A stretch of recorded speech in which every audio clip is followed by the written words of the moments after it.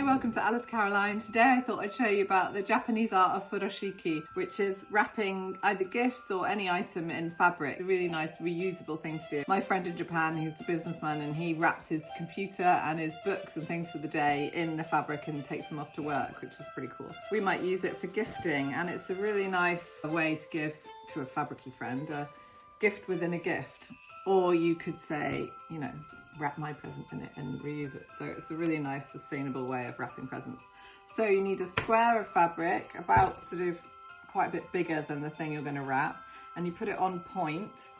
So I've got my diamond there, and you just fold one way in.